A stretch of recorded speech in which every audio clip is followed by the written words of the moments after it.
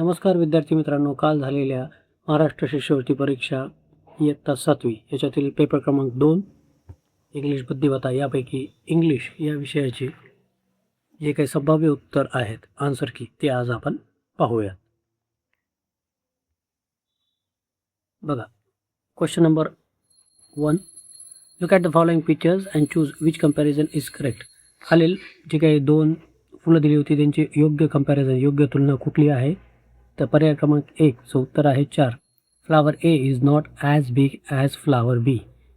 Flower A हे लहान आहे फ्लावर बी पेक्षा. करेक्ट ऑप्शन आहे क्वेश्चन नंबर 1 चं 4. क्वेश्चन नंबर 2 आहे, हा डायलॉग पूर्ण करायचा होता. Where did you get this medicinal herb. तुला या औषधी वनस्पती कुठे भेटल्या? I dash. तर याचं उत्तर आहे फाउंड. मला त्या सापडल्या. I found them. Question number 2 चा आहे 3 फाउंड. क्वेश्चन नंबर 3 याच्यामध्ये मॉडल ऑक्झिलरीज यूज करायची होती. आता त्यांनी जो दिलं आहे तो आहे व्हेस म्हणजे फुलदाणी, आणि ती कशी आहे डेलिकेट नाजूक, म्हणून त्याला हात तुम्ही लावायचा नाही, स्पर्श करायचा नाही. तर हे तुम्हाला स्ट्रिक्ट प्रोहिबिशन आहे, स्ट्रिक्ट वॉर्निंग आहे. तर याच्यासाठी कुठलं मॉडल ऑक्झिलरीज यूज होईल? 3 चा आहे 2 मस्ट. You must not. 3 चं 2. Question number 4. Complete the sentence using correct alternative. Indirect speech आहे बघा.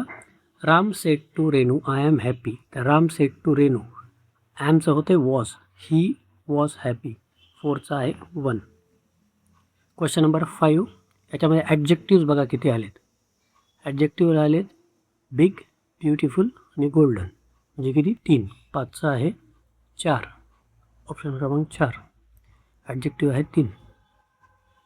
आता हा जो काही डायलॉग आहे याच्यामध्ये जो काही टाईम आहे तो टाईम सांगितला होता 6:45.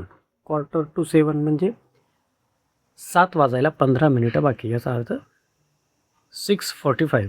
ऑप्शन नंबर 2 6 चा आहे 2. 7. Ram has won. तर परफेक्ट टेन्स, परफेक्ट टेन्समध्ये हॅव हॅज हॅड वापरलेलं असते. ऑप्शन कुठले आहेत परफेक्ट टेन्सचे? 3 आणि 4. याच्यापैकी हॅज, हॅज म्हणजे कुठला आहे? Present perfect tense. 7 चा आहे 3.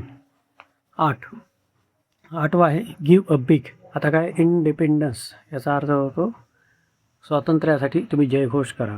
तर काय जयघोष चिअर, आणि हे यमकसुद्धा जुळते बघा. Give a big cheer, independence day is here. 8 चा आहे 1 cheer. 9. Which part of speech the word next belongs to the given sentences. तर नेक्स्ट हे काय आहे बघा. सृष्टी वॉज सिटिंग. सिटिंग हे काय आहे? वर्ब, आणि verb next to. Next to म्हणजे काय? बाजूला, बिसाईड, आणि ती बसलेली आहे. सृष्टी बसलेली आहे. सिटिंग, सिटिंग हे आहे वर्ब. वर्बबद्दल जास्त माहिती सांगणारा शब्द काय? ॲडव्हर्ब. 9 चा आहे 3 adverb. Question number 10.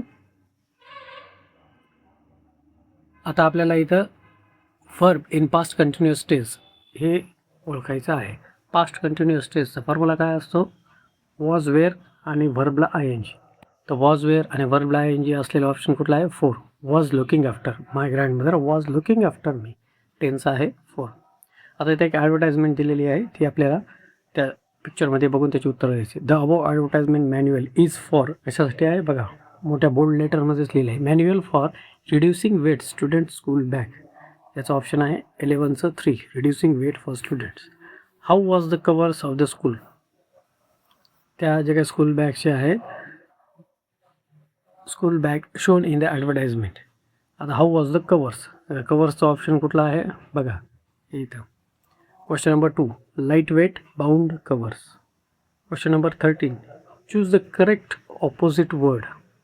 Given options underline आहे.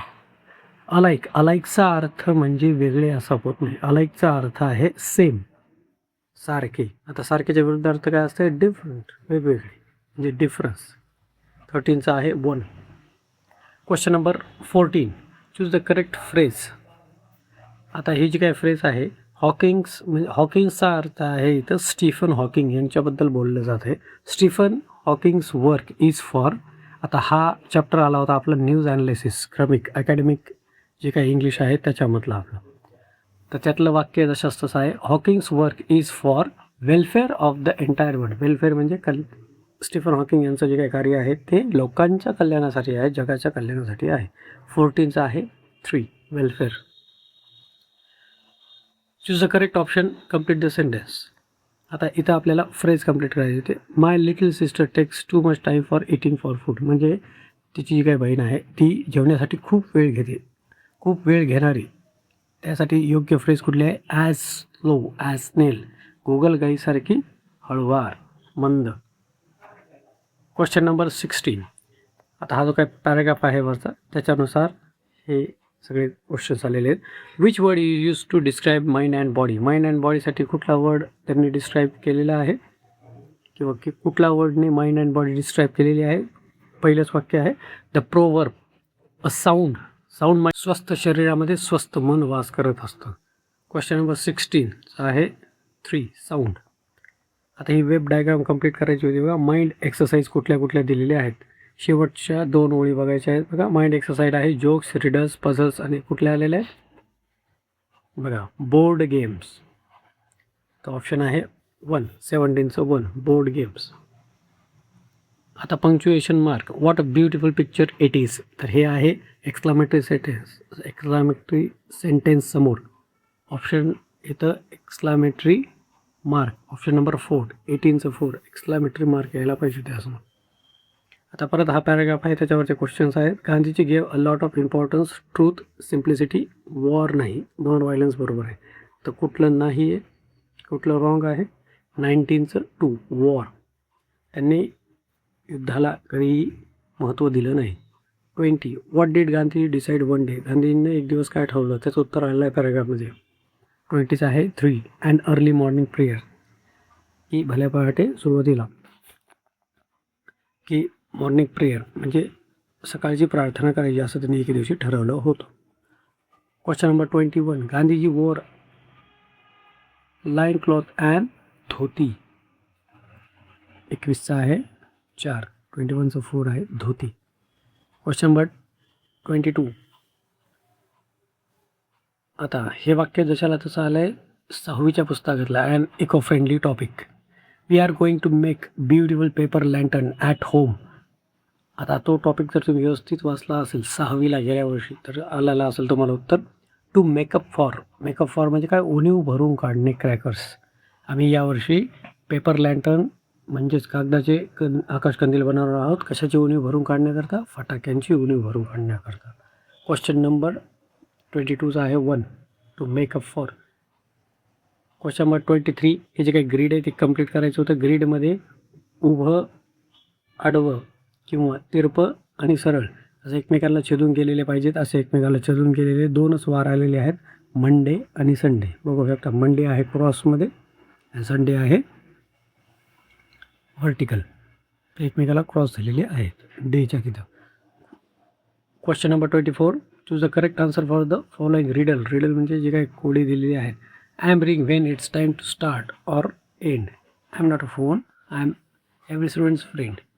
ही एक अशी गोष्ट आहे जी एखाद्या गोष्टीची सुरुवातीला आणि शेवटाला वाजवली जाते आणि मी विद्यार्थ्यांचा मित्र आहे, पण मी फोन नाही रिंग करायला. कोण आहे? शाळेची बेल. ही विद्यार्थ्यांची मित्रसुद्धा आहे आणि ती शाळेच्या सुरुवातीला आणि एंडला वाजवली जाते. 14चा आहे 2. क्वेश्चन नंबर 25 शेवटचा.